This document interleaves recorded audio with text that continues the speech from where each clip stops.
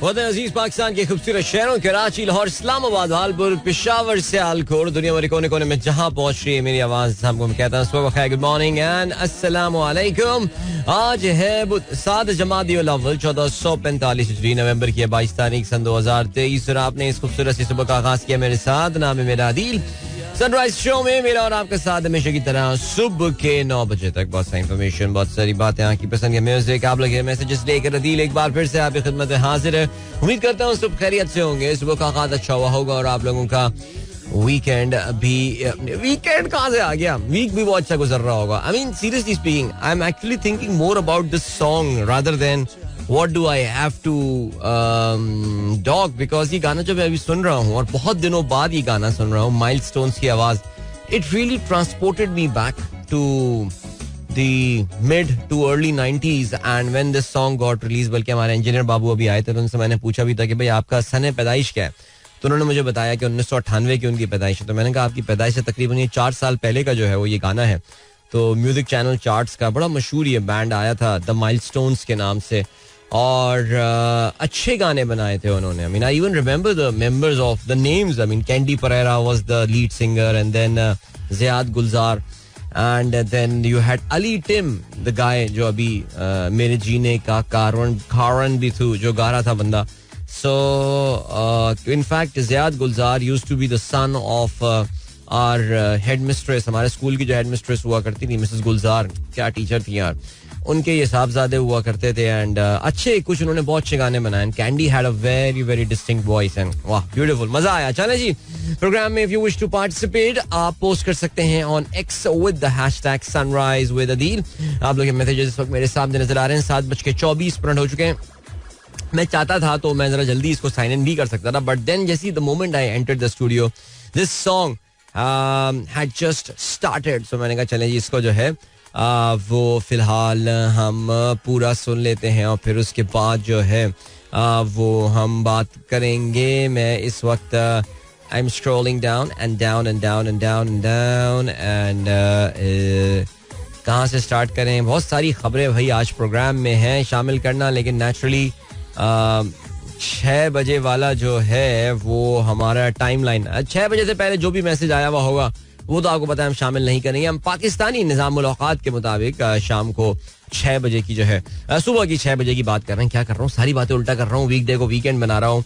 मुझे लग रहा है कल रात में मैंने ना एक दवाई खाई और उसमें यार इतना कोई नींद वाला एलिमेंट था ना, मेरे लिए today waking up was so difficult. I mean मैं जब सुबह अलार्म बजता है, I am one of those very, शायद एक बहुत रेयर स्पीशी में हूँ, then I'm actually get very excited when the alarm bell rings because मुझे भागने जगह जाना होता है, फिर शो करने आना होता है। लेकिन आज तो मेरे एक मौके पे मुझे ये गंदी सोच भी आई कि यार आज छोड़ो यार, इतनी नींद आ रही है, पता नहीं क्या दवाई खा ली रात में यार, कि मैं या तो साइकोलॉजिकल है, किसी ने कहा था इस दवाई में नींद है और मुझे इतनी नींद आ रही है, मैंने कहा यार आज छोड़ो शो। लेकिन फिर मैंने कहा नहीं यार, अगले हफ्ते मैं काफ़ी ज़्यादा, अगले हफ्ते नहीं अगले महीने in fact I am actually there is a travelling plan और मैं काफ़ी दिन जो है वो हो सकता है शो से ऑफ रहा हूँ। मुझे जहां जहां मौका मिलेगा, wherever I'll get access to the mic, I will try to be on air, but और YouTube लाइव भी किया जा सकता है जहां जहां इंटरनेट अच्छा स्टेबल इंटरनेट मिलेगा, not the internet that I have got at home। दिल चाह रहा है उस कंपनी का नाम ले लूं बिकॉज कल मैं काफी तपा हूं उस कंपनी के साथ, इतना महंगा इंटरनेट घर पे लगाया हुआ है, लेकिन कोई बहुत ही पैथेटिक उनकी जो है ना कवरेज है। और सबसे बड़ी जो प्रॉब्लम है वो ये कि अपनी गलती नहीं मान रहे हैं वो लोग। हम जस्ट कल तो मैंने लिटरली बैठ के, कल जब मेरा स्ट्रीमिंग स्टक हो रही थी तो मैंने उसकी लिटरली वीडियो बनाई है उनको एविडेंस के तौर से और मैंने उनको भेजी है।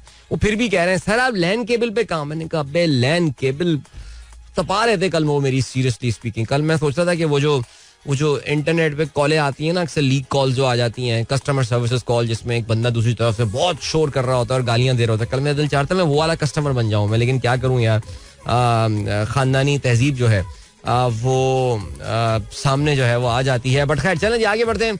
रहमान खिलजी साहब का आज का ट्वीट आया हुआ पहले 6 बजे डॉट और मशहूर मूवी ब्रेव हार्ट की उन्होंने जो है ये लाइन शेयर की है, every man dies not every man really lives. क्या बात है, हर कोई मरता है लेकिन कुछ लोग हैं, लेकिन कोई है जो जिंदा रहते हैं। क्या बात है, जबरदस्त, जो एक्चुअली जिंदगी गुजारते हैं।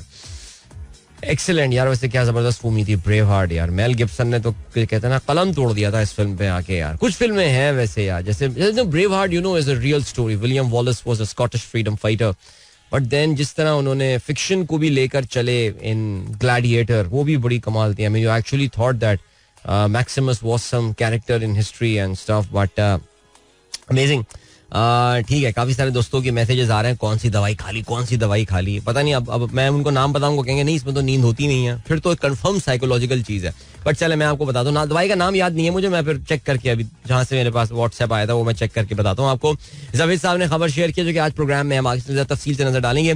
दुनिया की सबसे बड़ी crypto exchange Binance is in trouble. It was always going to be a matter of time, लेकिन Binance जो है वो इस वक्त काफी मुश्किलात का शिकार है. दुनिया की सबसे बड़ी क्रिप्टो एक्सचेंज, आप जानते हैं दुनिया की दूसरी बड़ी क्रिप्टो एक्सचेंज जिसका नाम FTX हुआ करता था, वो तो वैसे ही कोलैप्स कर गई. और उसका जो ओनर था, उसका जो फाउंडर था SBF सैम ब्रैकमैन फ्रीड, वो तो आपको पता है कि ऑलरेडी अब तो उसको सजा याफ्ता मुजरिम हो चुका है. कितनी बड़ी सजा उसको मिलेगी आइंदा चंद दिनों में जो है उसका भी ऐलान कर दिया जाएगा. सो या विल टॉक अबाउट बाइनेंस और उसके जो चीफ हैं चेंगफेंग चाओ.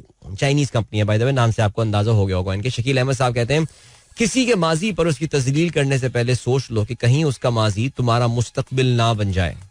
आजकल हमारे मीडिया को तो ये बात सोचनी पड़ेगी, जो उन्होंने खुदाई सिफत जो है वो जिसे कहना चाहिए एक खुदाई घमंड और गुरूर के साथ बैठ के जो कीचड़ उछाले जा रही हैं लोगों के ऊपर, किसी के भी बारे में जब भी ये हो रहा हो इसको अवॉइड करना चाहिए. तो चलें जी आगे बढ़ते हैं.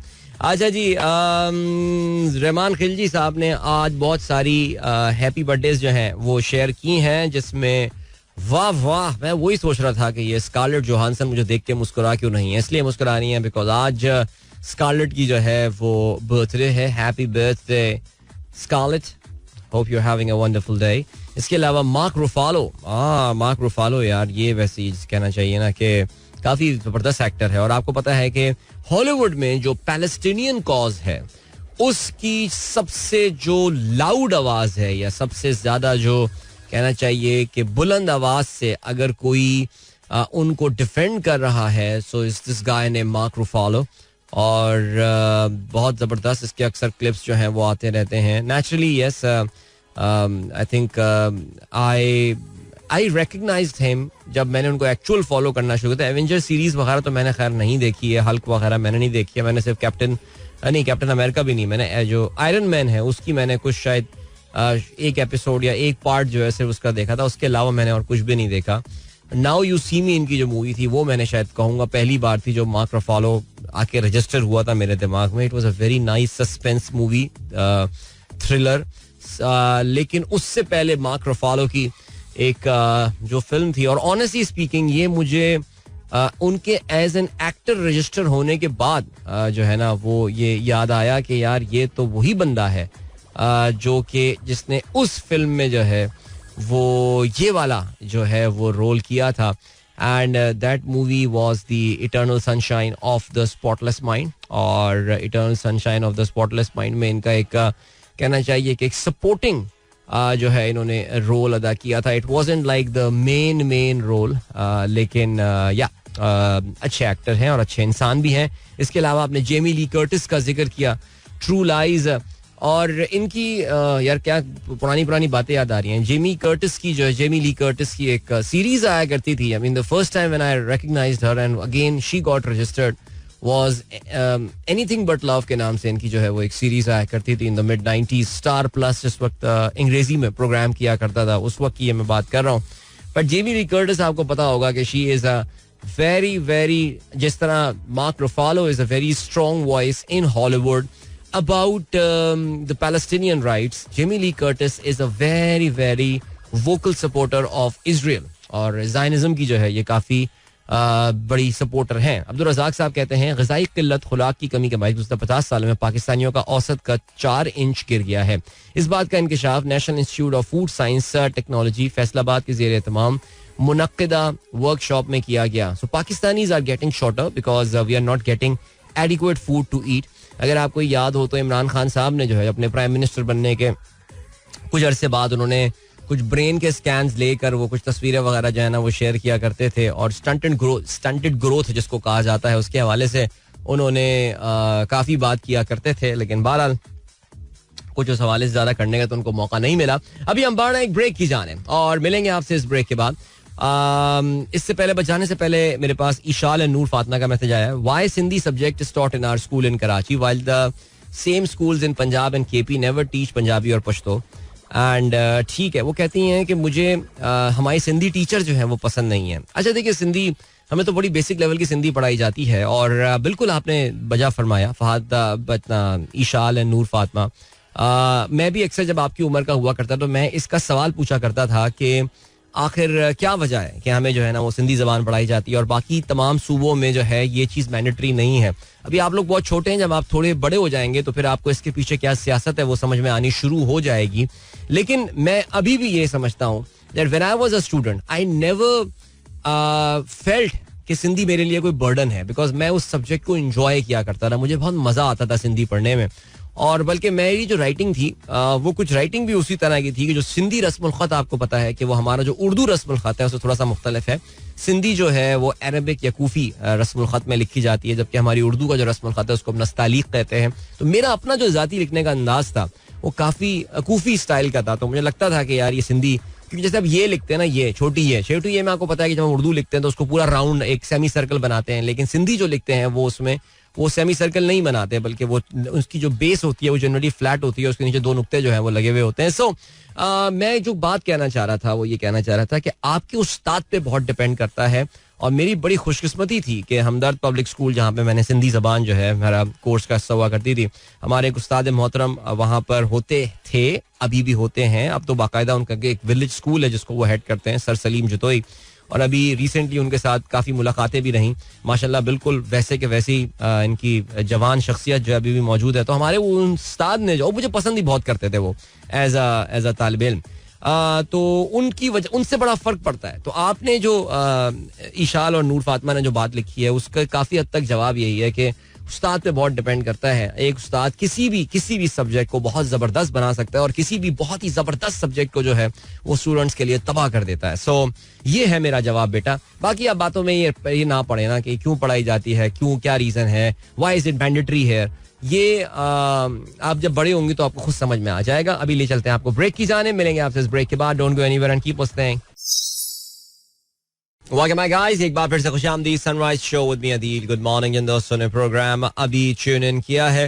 अभी आगे चल के प्रोग्राम में तफसील से हम बात करते हैं. इसराइली हुकूमत और हमास के दरमियान जो है वो कुछ आइस ब्रेकिंग हुई है, और वो आइस ब्रेकिंग जो हुई है वो regarding the release of hostages हुई है. Hamas has agreed to release 50 hostages, और उन हॉस्टेजेस के हवाले से जो है जो उनकी डील हुई है उससे कुछ सीधा नुकात हैं जिस पे नजर डालेंगे, आगे चल के बात करेंगे उस पे. और उसमें इसराइली काबीना ने जो है वो उसकी मंजूरी दे दी है. आपकी शायद नॉलेज में ये बात हो दैट कतर की जो गवर्नमेंट है वो इसमें एक मीडिएशन का रोल जो है वो प्ले कर रही है हमास, बिकॉज अब हमास की जो टॉप लीडरशिप है वो कतर में ही बेस्ड है, and Qatar has got a serious influence over them. Israel Israel की हुकूमत के साथ जो है वो इस पूरे मामले में कोऑर्डिनेशन की है, और ऐसा लग रहा है कि इसमें कुछ कामयाबी हुई है. तकरीबन 4 दिन की जो जंग बंदी है वो अमल में आने वाली है, और ये भी कहा जा रहा है कि इसराइल जो है वो भी तकरीबन 150 के करीब कैदियों को रिहा करेगा, जिसमें खवातीन और बच्चे शामिल हैं. ऑलराइट, इसके अलावा माइक्रोसॉफ्ट ने ऑफर किया है that they are going to match the pay of all OpenAI staff. ये आप जानते हैं पिछले 4 दिन से जो एक सागा चल रहा है, in fact we are into the 5th day now. OpenAI ने अपने CEO को फारिग कर दिया और चीफ ऑपरेटिंग ऑफिसर को फारिग किया, और उसके बाद से तमाम OpenAI के जो एम्प्लॉयज़ हैं वो अपना इस्तीफ़ा लेकर बैठे हुए हैं कि किसी तरह, बल्कि अब तो उन्होंने एक ओपन लेटर, एक खुला खत जो है तमाम तकरीबन 95% ऑफ द एम्प्लॉयज़ के सिग्नेचर के साथ जो है वो बोर्ड के पास गया है कि बोर्ड सैम ऑल्टमैन को, जो कि उनके CEO हैं, उनको एक बार फिर से ऑन बोर्ड किया जाए. कहते ये हैं that Sam Altman is in talks to rejoin OpenAI board. और उसमें स्टाफ ने ये वार्निंग दी है कि अगर सैम ऑल्टमैन वापस नहीं आया then they are going to resign from that company en masse, यानी सब एक साथ मुश्तरका तौर से कंपनी को जो है वो छोड़ देंगे. माइक्रोसॉफ्ट जो है वो काफ़ी इंटरेस्टेड है इन तमाम अफराद को हायर करने के हवाले से. सैम ऑल्टमैन को तो ऑलरेडी वो जो उनका AI का जो प्रोजेक्ट है उसमें वो हायर कर चुके हैं. He will be leading that project. लेकिन बाकी सारे की सारी टीम उठ के जो है वो माइक्रोसॉफ्ट में आ जाती है. माइक्रोसॉफ्ट के लिए ये बहुत बड़ी जो है एक बहुत बड़ा कैच हो सकता है. लेकिन दूसरी जानिब जो है वो सैम ऑल्टमैन में रीजॉइन द कंपनी, जिसके बिल्कुल ये शुरू से जो है वो इसका हिस्सा रहे हैं और 2019 से वो इस कंपनी के CEO रहे हैं. सो ये पूरा एक कहते हैं कि एक अजीब तमाशा जो है वो इस कंपनी का चल रहा है. और अगर सोचें कि एक कंपनी के 95% एम्प्लॉई छोड़ के चले जाएं तो उस कंपनी का जो है वो क्या हाल होगा. जब कुछ कंपनियों में ना ये चीज़ बड़ी फ़ायदेमंद होगी. और मसलन ये है कि हमारे शब्बर जैदी साहब, अगर आपको याद हो तो, उन्होंने जो है वो जब FBR के चेयरमैन हुआ करते तो उन्होंने कहा था कि यार FBR में काम करने वाले 90% लोग फारिग हैं. लाइक वो उनके चले जाने से इस कंपनी में कोई फर्क जो है वो नहीं पड़ने वाला. सिर्फ बहुत कम लोग जो है वो काम किए हैं. लेकिन ज़ाहिर है OpenAI को हम FBR से कंपेयर नहीं करें तो फिर तो बहुत. मैं तो बता रहा हूँ आपको कि yes there would be certain सरकारी इदारे इन पाकिस्तान जहाँ पे अगर 90% लोग काम छोड़ के चले जाएं तो यकीन जाने उस काम की, उस इदारे की फंक्शनिंग में कोई फर्क नहीं पड़ेगा. बल्कि काफी सारे लोग कहेंगे कि यार this is an opportunity to automate the things. क्योंकि आपको ये भी पता है ना कि पाकिस्तान में हर काम करने के लिए, यानी मैं देखता हूँ कि वो कोर्ट्स में जो है वो जज की कुर्सियों को पीछे करने के लिए भी बंदा जो है ना वो हायर किया हुआ होता है, जिसका कुछ भी काम नहीं होता, वो सिर्फ कुर्सी आगे पीछे जो है ना वो करता रहता है. और उसके भी इतने भरम होते होंगे यार सीरियसली. तो उनको फारिग कर देने से बेचारे को कोई फर्क नहीं पड़ने वाला. क्या कोर्ट की फंक्शनिंग में कोई फर्क पड़ेगा? पाकिस्तान के आइन में तब भी अमल दरामद नहीं होने वाला अगर वो कुर्सियां खींचने और बंद करने वाला और साहब को चाय पिलाने वाला. वो साहब नहीं बोल सकता. आपको पता है कल एक ऑर्डर आ गया है जिसमें कहा यह गया है किसी भी सरकारी अफसर के लिए साहिब का वर्ड जो है वो इस्तेमाल नहीं किया जाएगा. वैसे कभी कभार इस तरह के वर्ड्स जो होते हैं ना वो इतनी जबरदस्त मेमोरीज जो है वो ट्रिगर कर देते हैं. साहिब मैं जब भी वर्ड सुनता हूँ समहाउ माय माइंड अगेन, आज पता नहीं क्यों बड़ा नॉस्टैल्जिक मोड चल रहा है. So my mind goes back too early 90s and let 80s जब अनिल कपूर की एक बड़ी मशहूर फिल्म आई थी जिसका नाम था साहिब. याद है आपको वो फिल्म? उसमें वो अनिल कपूर जो है वो एक गोलकीपर बने थे. वो क्योंकि स्पोर्ट्स रिलेटेड मूवी थी वो, बहुत इमोशनल फिल्म थी. लेकिन उसमें क्योंकि बेसिक जो फॉर्म जो प्रेमिस था वो यही था कि किस तरह वो अपने करियर को अपनी फैमिली के लिए जो है वो कुर्बान कर देता है.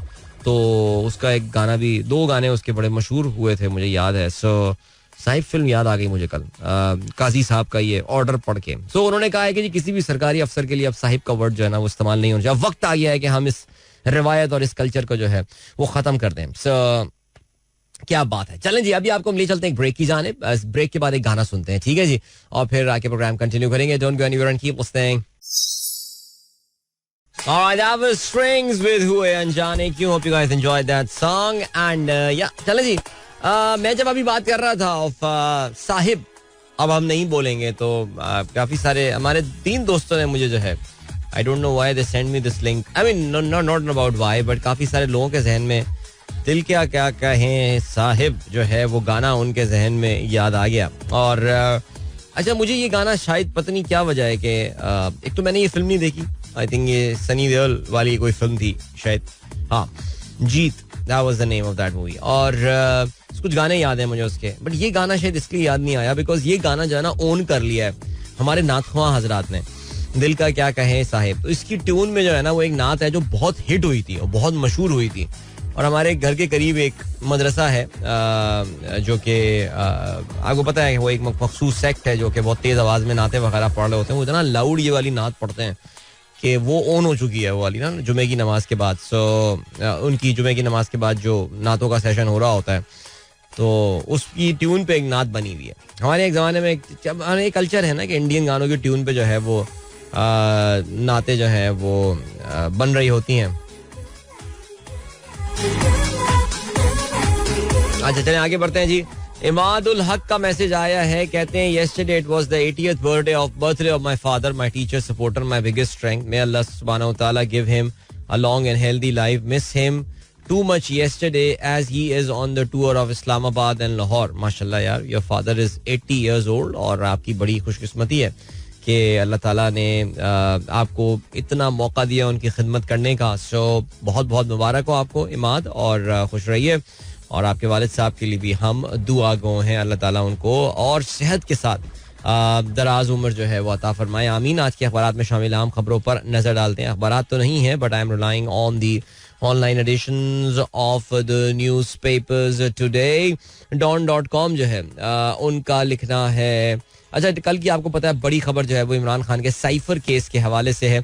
और साइफर केस में इमरान खान को एक रिप्रीव मिला है, टेम्पररी रिप्रीव है. इसके लिए कोई बहुत ज्यादा एक्साइटेड होने वाली जो है बात नहीं है. एक बात तो हमें काफी हद तक कंफर्म है. और कल सलमान अकरम राजा साहब को मैं एक टीवी प्रोग्राम में उनका क्लिप मेरे पास जो है उसका लिंक आया था और वो मैंने देखा. सलमान अकरम राजा साहब ने, जो कि इमरान खान के वकील हैं इस केस में, उन्होंने बड़ी क्लियरली ये बात बोल दी थी कि देखें जी, सजा का तो हमें पता है कि इमरान खान को क्या सजा मिलनी है इसमें और क्या इसका फैसला होने वाला है. ये उनके अल्फाज थे.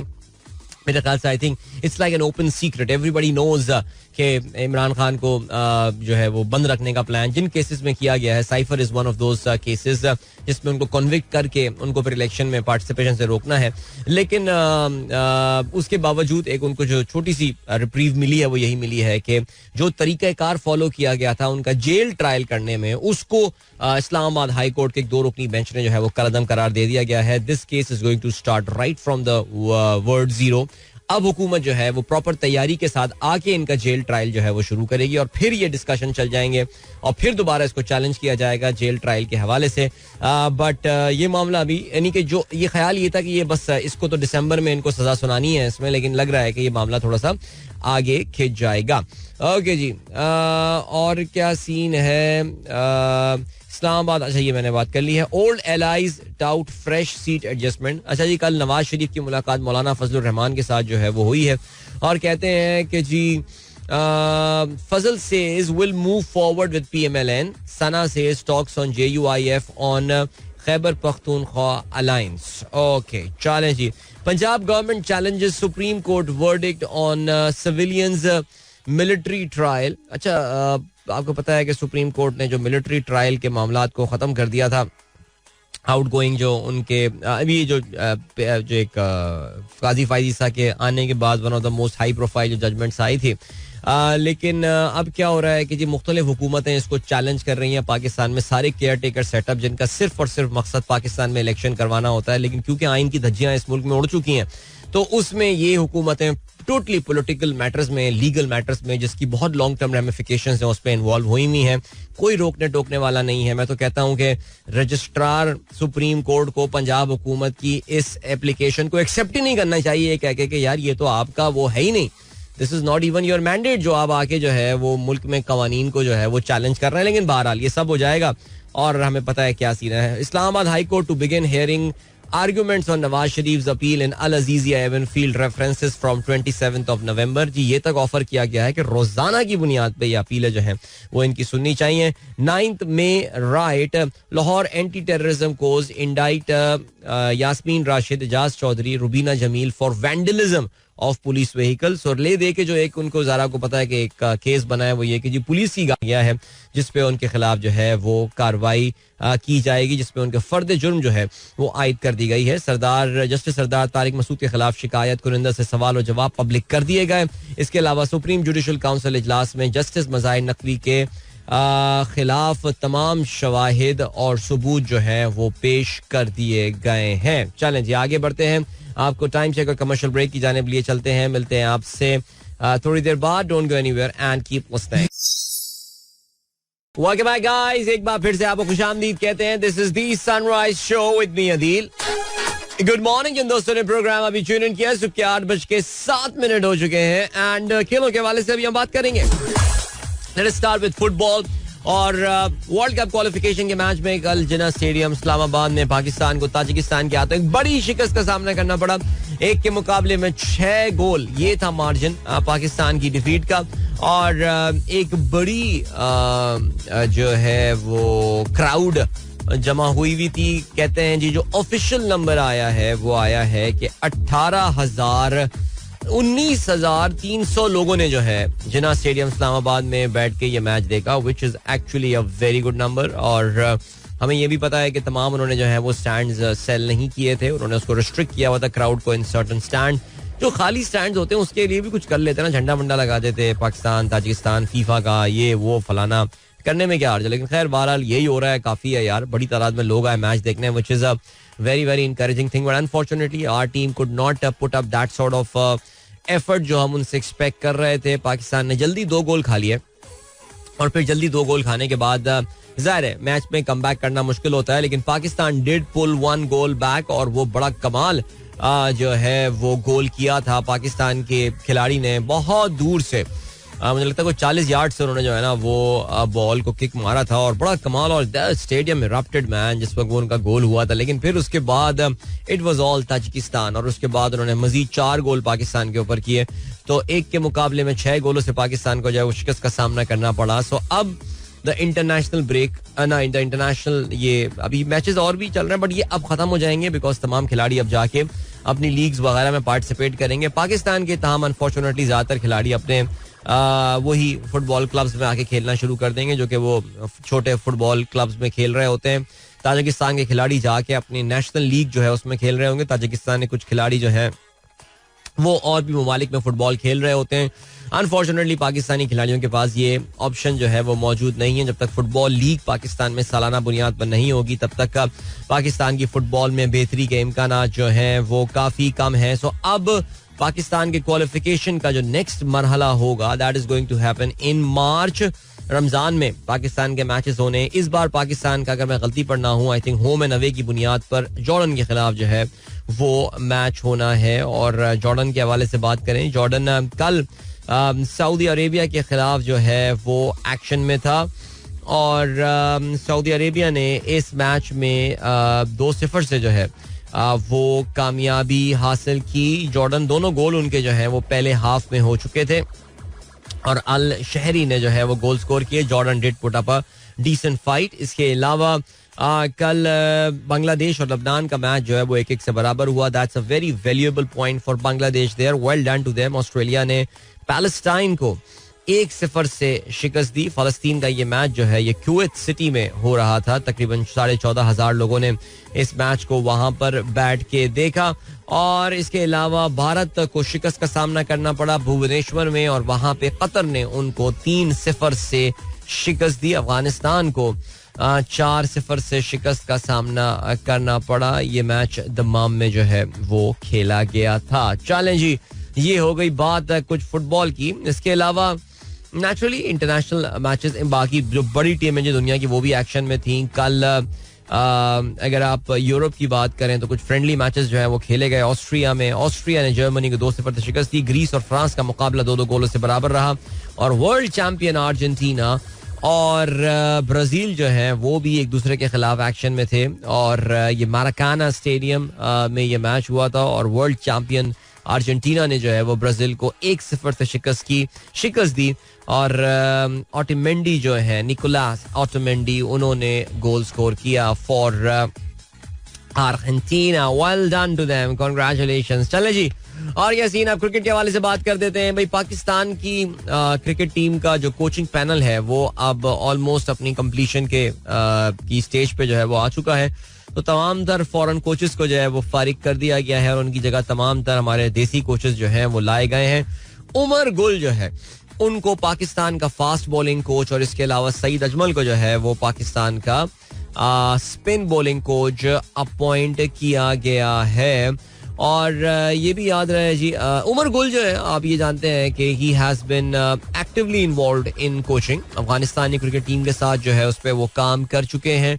इसके अलावा कोयटा ग्लैडिएटर्स से जो है वो भी वाबस्ता रहे. और अगर हम सईद अजमल की बात करें तो सईद अजमल का इतना कोई ज़्यादा ज़ाहिर है कोचिंग एक्सपीरियंस तो बहरहाल नहीं है. Yes, he has been involved in the PSL और इस्लामाबाद यूनाइटेड से एक ज़माने में वो खेला भी करते थे और फिर उसके बाद जो है वो कुछ और पोजीशंस में इन्वॉल्व रहे हैं. लेकिन ठीक है, सईद अजमल की अपॉइंटमेंट के हवाले से कुछ लोग कल चमगोइयाँ ज़रूर कर रहे थे कि हाफ आस्तीन में ये तो बॉलिंग करवा नहीं सकते और ये वो, लेकिन बहरहाल काफ़ी कुछ ऐसा होगा जो कि वो पाकिस्तानी स्पिनर्स के साथ शेयर कर सकते हो. So good luck to Saeed Ajmal and good luck to Umar Gul. इससे पहले भी एक छोटा सा स्टेंट उनका रहा है पाकिस्तान टीम के साथ और वो कोई इतनी यादगार बातें उसमें थी नहीं, बिकॉज उस पोजीशन के यानी कि उससे हटाए जाने के बाद या उनका वो जो असाइनमेंट कंप्लीट होने के बाद उन्होंने कुछ बातें पाकिस्तान क्रिकेट टीम की माहौल के हवाले से की थी, जिसके बारे में कुछ लोगों ने यही कहा था दैट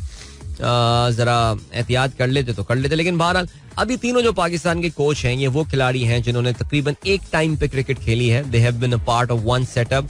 मोहम्मद हफीज, उमर गुल और सईद अजमल, ये पाकिस्तान की वो टीम जो कि कहना ये चाहिए कि पाकिस्तान की जो एक sort of a new look side 2007 के वर्ल्ड कप के बाद बनी थी, उस टीम के ये दोनों बड़े तीनों जो हैं ये बड़े इंटेग्रल मेंबर रहे हैं. उमर गुल अपने ज़माने में लिमिटेड ओवर्स क्रिकेट में, खासतौर से T20 क्रिकेट जब नई नई आई थी उस ज़माने में उमर गुल एक बहुत यूजफुल बॉलर जो है वो साबित हुए थे. उनको खेलना बड़ा मुश्किल हुआ करता था. पाकिस्तान जनरली अपने डेथ ओवर जो है वो उनसे करवाया करता था. और सईद अजमल ज़ाहिर है he carried on that legacy of Saqlain Mushtaq और पाकिस्तान यानी Saqlain Mushtaq was among the first off spinners जिनको एज एन अटैकिंग ऑप्शन जो है वो वसीम अकरम इस्तेमाल किया करते थे. वरना जनरली आपको पता है कि ऑफ स्पिनर मिडिल ओवर के बॉलर हुआ करते थे, लेकिन चाहे बॉलिंग को ओपन करवाना हो और खास तौर से डेथ ओवर करवाना हो, सईद अजमल जो है वो ज़ाहिर है इसमें जो सकलैन वाली लेगेसी थी उन्होंने कैरी की थी. चले गुड लक कहते हैं इन लोगों को यार.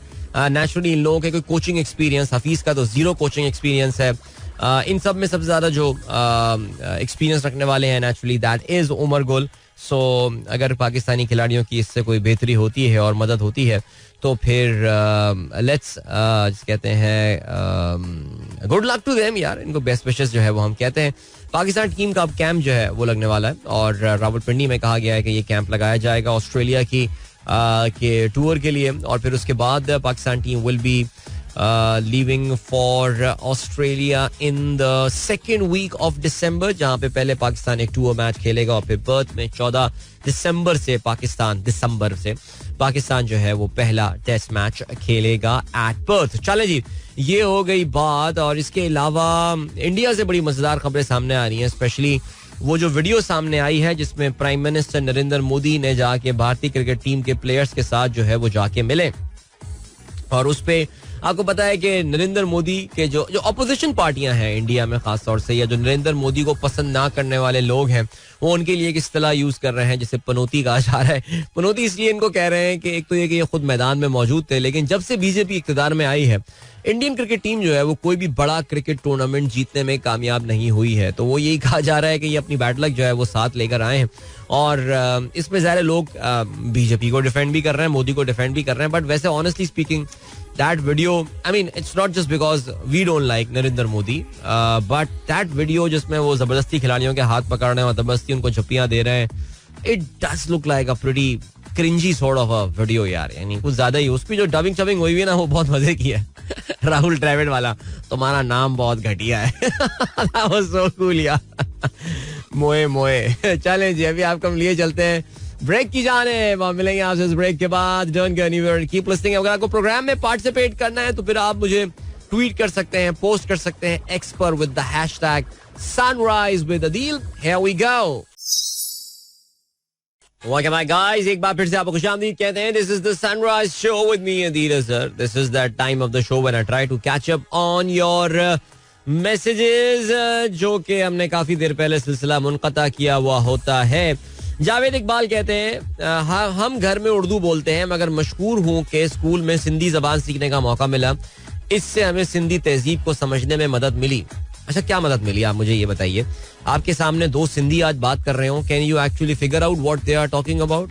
नहीं सर, प्रैक्टिकल बातें करें ना. मैंने तो बल्कि इस आइडिया को डिफेंड किया है थोड़ी देर पहले. Don't take me wrong. In fact मैंने सिर्फ ये बताया कि एक उस्ताद अच्छा होना जरूरी है. उस बच्चियों ने कंप्लेन ये की थी कि उनको उनकी टीचर नहीं पसंद, सिंधी जबान वाली जो सिंधी सिखाती हैं उनको टीचर नहीं पसंद. मैं ये कह रहा था कि यार मैंने भी कोई तीर नहीं मार लिया, 9वीं जमात तक सिंधी पढ़ गया और हमेशा बड़े अच्छे नंबर लेकर मैं सिंधी लैंग्वेज में जो है वो पास होता था. लेकिन हमारे उस्ताद मोहतरम इतने ज़बरदस्त आदमी थे कि उन्होंने उस जबान को बड़ा मज़ेदार हमारे लिए जो है वो बना दिया था और हमने सीखना बड़ा एंजॉय किया था सिंधी को.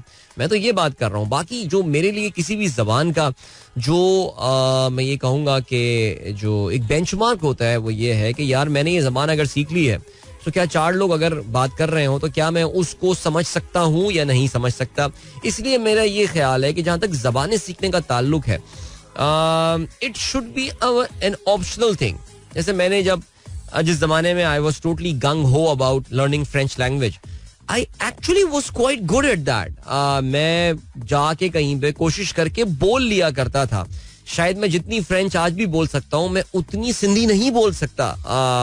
That is the thing because there was one language that I really wanted to love and there was one language which was enforced on me to study even though I enjoyed my time. लेकिन मैंने कभी उसको इस तरह देखा नहीं. मेरा एक मकसद हुआ करता था कि मुझे इतना ग्रेड जो है सिंधी जबान में लेकर आना है because it was a graded subject naturally.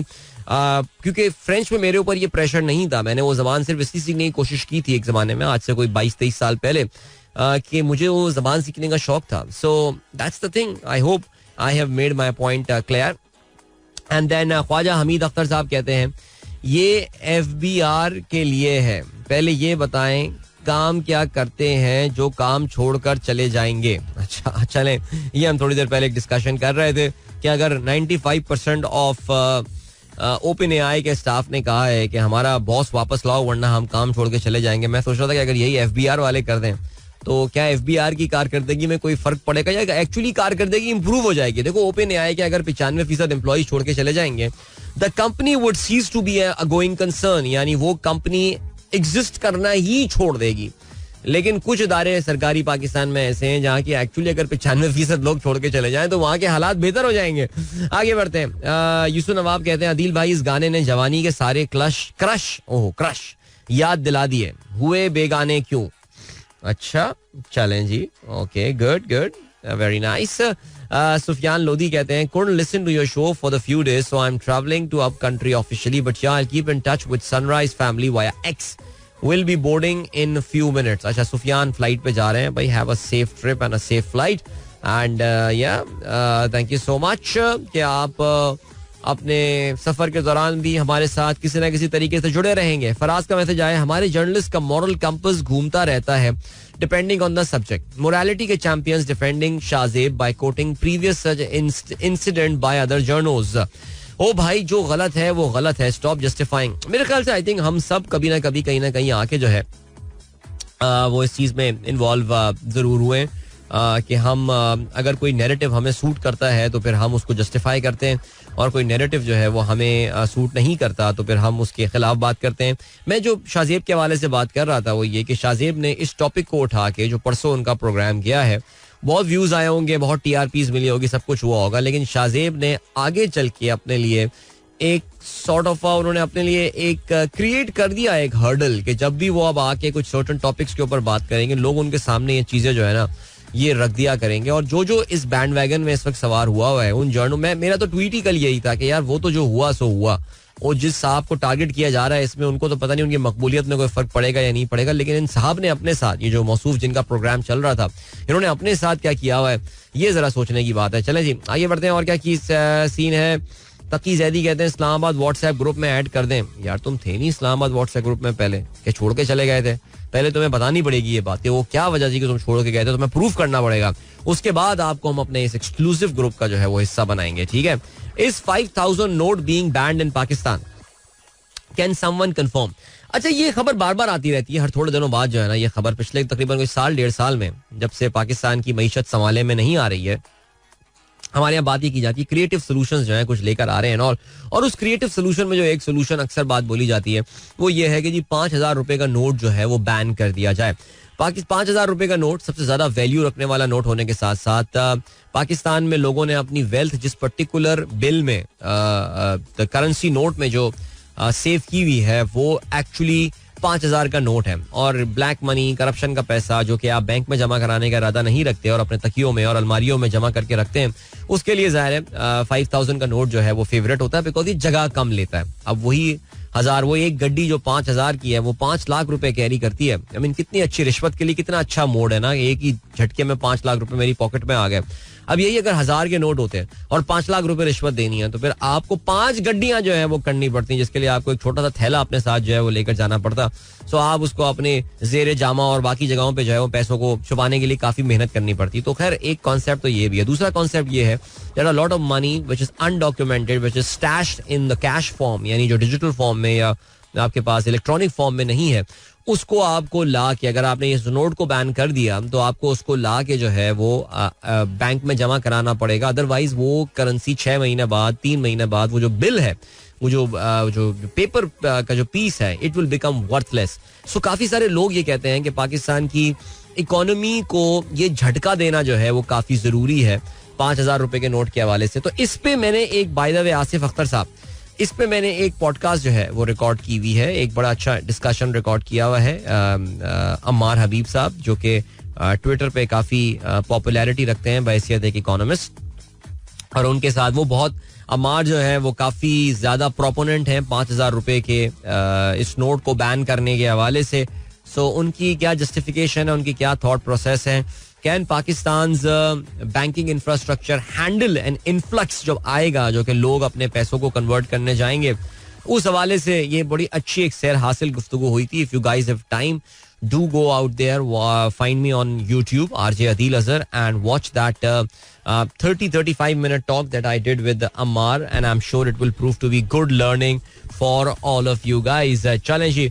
इसके अलावा हारिस कहते हैं, अदील भाई इलेक्शन डिले करने की रिक्वेस्ट आ जाएगी from ECP due to delay in cipher case. जी बिल्कुल, ये तो ऑलरेडी पाकिस्तान के कुछ 1-2 मशहूर जर्नलिस्ट ये बात कर चुके हैं कि election commission of Pakistan is going to approach supreme court of Pakistan in the next few days, because उनका कहना यह है कि अब इलेक्शन 8 फरवरी को भी वो करवाने से कासिर रहेंगे.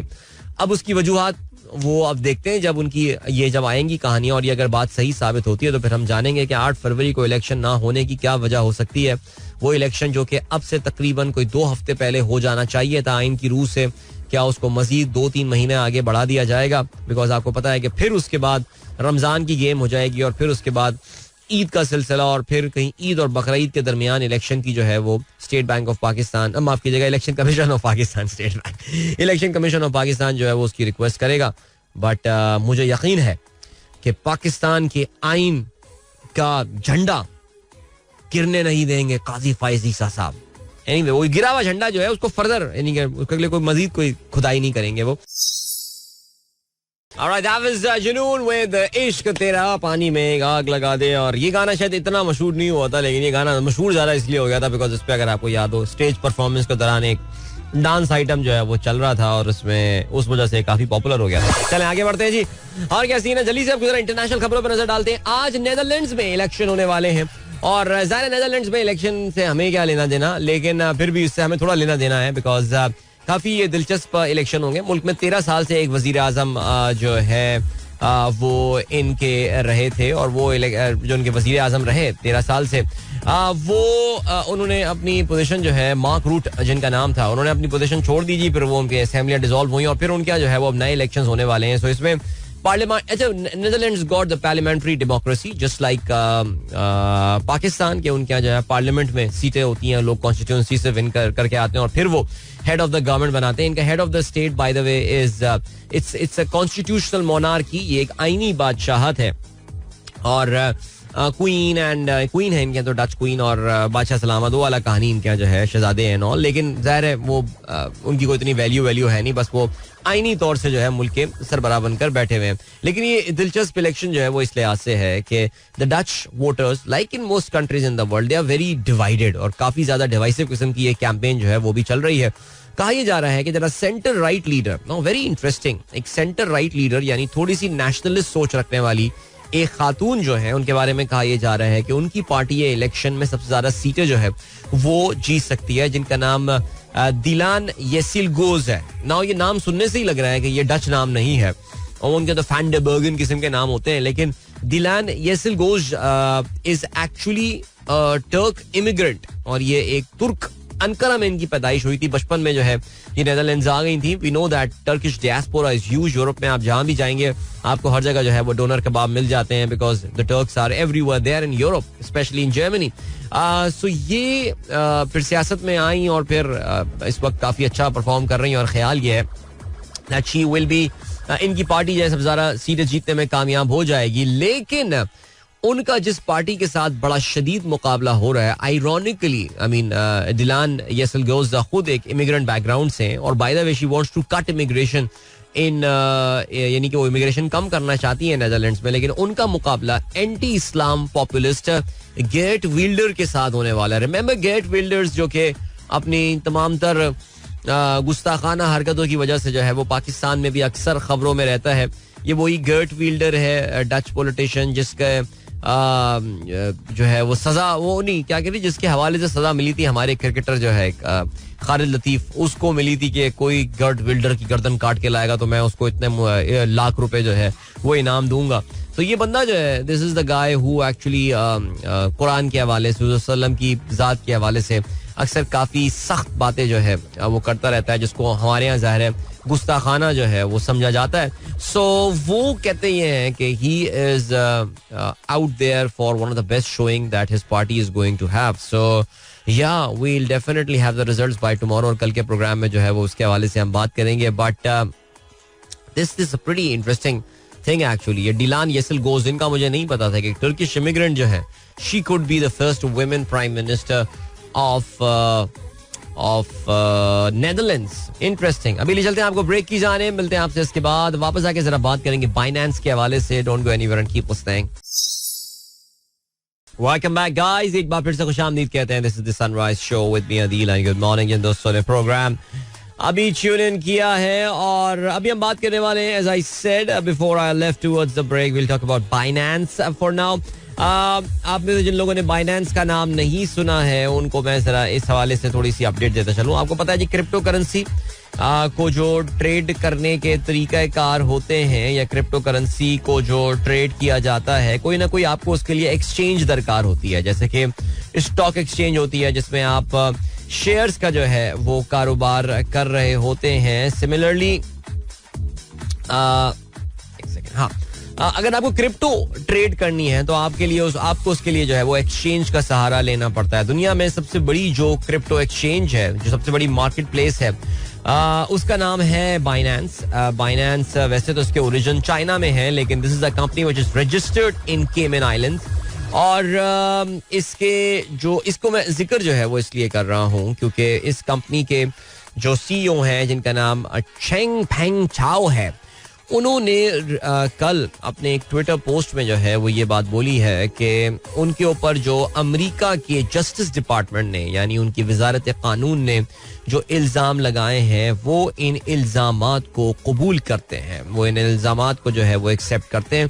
और कहते हैं अच्छा, इल्ज़ामात उन पे क्या लगाए गए? उन पे इल्ज़ामात ये लगाए गए हैं कि बाइनेंस के प्लेटफॉर्म के थ्रू अमेरिका की जो डिफरेंट सैंक्शंस हैं डिफरेंट मुल्कों के ऊपर, उनको वायलेट किया गया है, उनको जो है वो उनको फॉलो नहीं किया गया है. आपको अंदाजा है, अमेरिका, आप में से जो कोई भी compliance and entry money laundering वाले मैटर्स वगैरह बैंकिंग में देखता होगा, नहीं देखता तो किसी जाके आप बात करें. उनके लिए बहुत इंपॉर्टेंट ये चीज होती है कि जो अमेरिकन सैंक्शंस हैं इनको इन्फोर्स किया जाए. और अगर आप इनको इन्फोर्स नहीं करेंगे then there can be very very hefty penalty American सरकार की तरफ से on the functioning of your company. Pakistan का एक बहुत बड़ा बैंक, मैं उसका नाम नहीं ले रहा, कुछ सालों पहले उसने ये इशू फेस किया था कि उनका एक अमेरिका में जो ऑफिस है उस पर बहुत हेफ्टी पेनल्टीज जो है वो लगाई गई थी, बिकॉज उन्होंने भी सर्टन सैंक्शंस को जो है वो वायलेट किया था. उससे मिलते जुलते चार्जेस जो है वो कुछ बाइनेंस पे लगाए गए हैं. और ये जो चार्जेस जो लगाए गए हैं, इसमें 3-4 चीजें उन्होंने बताई हैं कि जी ईरान कुछ फंड्स इनके ट्रांसफर हुए हैं बाइनेंस के प्लेटफॉर्म के थ्रू. ईरान में लोगों ने जो है वो इस ऐप को इस्तेमाल किया है. बाइनेंस को इस ट्रांजैक्शन को रोक देना चाहिए तो उन्होंने ऐसा नहीं किया. फिर सीरिया में ऐसी जगहों पे कि जहां पे अमेरिकन सेक्शंस लगाई हुई हैं, वहां पे लोगों ने इस एप्लीकेशन के थ्रू ट्रेडिंग की है. इसके अलावा रूस के वो एरियाज जिन पे सैंक्शंस लगाई गई हैं, जिसमें कुछ इलाके क्राइमिया हो गया, या डोनेस्क हो गया, लोहांस्क हो गया, ये वो एरियाज जहाँ पे रूस ने यूक्रेन से छीन के उनको अपने मुल्क का हिस्सा बना लिया था, उस पर भी जो है वो पाबंदियां लगाई गई हैं और वहां पे भी लोगों ने जो है वो इसके थ्रू ट्रेड किया है. तो कुल मिला के जो अमेरिकन सरकार यानी उनका जो जस्टिस डिपार्टमेंट है उसकी तरफ से $4.3 अरब की जो है वो पेनल्टीज लगाई गई हैं बाइनेंस के ऊपर. बाइनेंस के जो सीईओ हैं, now he has pleaded guilty, यानी उन्होंने अपना एतराफ जुर्म कर लिया है. जब आप एतराफ जुर्म कर लेते हैं तो फिर आप पे जो यानी आप कहते ये हैं कि जी मैंने गलती की है और मैं इसको मानता हूं. और जब भी कोई मुकदमा शुरू हो रहा होता है तो इसमें पहला जो सवाल पूछा जाता है डिफेंडेंट से वो यही होता है कि क्या डू यू प्लीड गिल्टी. तो उसमें वो कह दे कि यस आई प्लीड गिल्टी, मुझसे ये गलती हो गई है. तो फिर कानून जरा नरम तरीके से जो है वो इस मामले को देखता है और उसके ऊपर वो कहते हैं ना, हद चाहता हूँ सजा में अकूबत के वास्ते. सो वो उनको जो है वो हद थोड़ी सी मिल जाती है और उसमें उनकी जो पनिशमेंट है वो सिग्निफिकेंटली कम कर दी जाती है. जैसे आप जानते हैं कि FTX का जो केस चल रहा है, जब बाइनेंस दुनिया की सबसे बड़ी जो है वो प्लेटफॉर्म रही है अभी भी क्रिप्टो के हवाले से. दूसरी बड़ी प्लेटफॉर्म थी वो FTX हुआ करती थी, विच इज नाउ डिफंक्ट. और सैम बैंकमैन-फ्रीड जो कि उसके CEO थे वो अब सजा का अपना इंतजार कर रहे हैं. बहुत बड़े फ्रॉड की वजह से उनको भी जो है वो नौकरी से निकाल दिया गया. उन्हें नौकरी से क्या निकाल दिया, जेल में डाल दिया गया उनको. तो कंपनी तो खत्म हो गई, नौकरी तो गई उनकी. तो उसमें उनकी जो साबिक गर्लफ्रेंड थी और उनके क्लोज एसोसिएट जो है, दे हैव बिकम वादा माफ गवाह. सो दे हैव प्लीडेड गिल्टी. उन्होंने कहा जी हम सरकार के जो है वो हम बन जाते हैं, हम उनके गवाह बन जाते हैं. तो उसमें उनको जो सैम को सजा मिलने वाली है वो तो बहुत बड़ी सजा मिलनी है, लेकिन इनको जो है वो जरा हल्की सजा और कम सजा जो है वो मिलेगी. सिमिलरली मिस्टर चैंग पैंग चाओ ने जो है जब अब उन्होंने ये बात बोल दी है कि ही हैज प्लीडेड गिल्टी, तो उन पे जो है वो जस्टिस का निजाम जो है वो थोड़ा सा इन पे हल्का हाथ रखेगा. Bye the way this dude is just 46 year old, जिनका मैं नाम आपको ये बता रहा हूँ. और हिज इनको CZ कहा जाता है. आई मीन जो इंटरनेशनल जो टेक वर्ल्ड में इसको CZ के नाम से पुकारा जाता है. So he was born in Jiangsu in China and he has got a Canadian nationality by the way. So he's no more a Chinese or his net worth is around $10.3 billion. So his company will be paying, Binance will be paying $4.6 billion as I told you a while back and he has pleaded guilty. और साथ साथ उन्होंने अपनी इस position से जो है वो भी इस्तीफा दे दिया. He stepped down as the CEO of Binance. So of course this news is all over the internet right now, so you can go and check that out too as well. Alright, इसके अलावा आज की जो बड़ी खबर है एक और, that comes from Palestine. और पैलेस्टाइन से जो खबर आई है वो ये आई है that इसराइल की जो काबीना है उसने हमास के साथ एक मुआहदे की जो है वो अप्रूवल दे दी है, जिसकी वजह से इसराइल के जिन लोगों को अगवा करके हमास अपने साथ गजा ले गई थी, तकरीबन कोई 250 लोग बताए जाते हैं, 225-240 लोग, उनमें से 50 लोगों को जो है वो आज रिलीज कर दिया जाएगा. और इसके रिलीज होने की वजह से there is going to be a 4-day pause in fighting. और ये भी कहा जा रहा है that additional 10 hostages will extend the pause in the fighting by 1 day. और यानी 10-10 लोग वो रिलीज करते रहेंगे तो एक दिन जो है वो इसराइल अपनी जो बमबारी है वो इसको जारी नहीं रखेगा. इसके अलावा और भी कुछ एक दो इसमें चीजें हैं जो कि इस डील में शामिल होंगी. सुनने में ये भी आ रहा है that Hamas has been able to secure the release of some women and children who are under the Israeli captivity. उनको भी जो है वो रिलीज वहां से किया जाएगा. कतर काफी अरसे से जब से ये मामला स्टार्ट हुआ है इन दोनों मुल्कों के दरमियान जो है वो मीडिएशन का, इन दोनों पार्टीज के दरमियान, नॉट मुल्क, इन दोनों पार्टीज के दरमियान, there is Israeli government at one side, दूसरी जानिब हमास है, उनके दरमियान मीडिएशन कराने की कोशिश कर रहा है और ऐसा लग रहा है कि उससे कुछ फवाइद जो है वो हासिल होना शुरू हो गए हैं. और देखते हैं जी कि इससे क्या लॉन्ग टर्म, बिकॉज ज़ाहिर याद रहे कि हमास के पास ये बहुत बड़ी जो बार्गेनिंग चिप थी वो यही हॉस्टेजेस थे, जिसकी वजह से Israel was actually talking to them. अब इनके ऐसे होने से क्या कुछ फर्क पड़ता है इसमें या नहीं, मजीद बर्फ जो है दोनों पार्टीज के दरमियान पिघलेगी या नहीं, जाहिर है ये आने वाला वक्त जो है वो बता रहा होगा. अभी हम क्या कर रहे हैं जी, अभी आपसे इजाजत ले रहे हैं. अपना बहुत बहुत ख्याल रखिएगा. इंशाल्लाह मेरी आप लोग से मुलाकात जो है वो कल सुबह एक बार फिर होगी. Wishing you all a wonderful Thursday, Wednesday ahead. आज सुबह से मैं I've been screwing up dates seriously speaking. लेकिन कल मिलते हैं इंशाल्लाह थर्सडे मॉर्निंग. अपना ख्याल रखिएगा. Till then, goodbye, God bless, Allah Hafiz and Pakistan जिंदाबाद. This is Mira FM 107.4.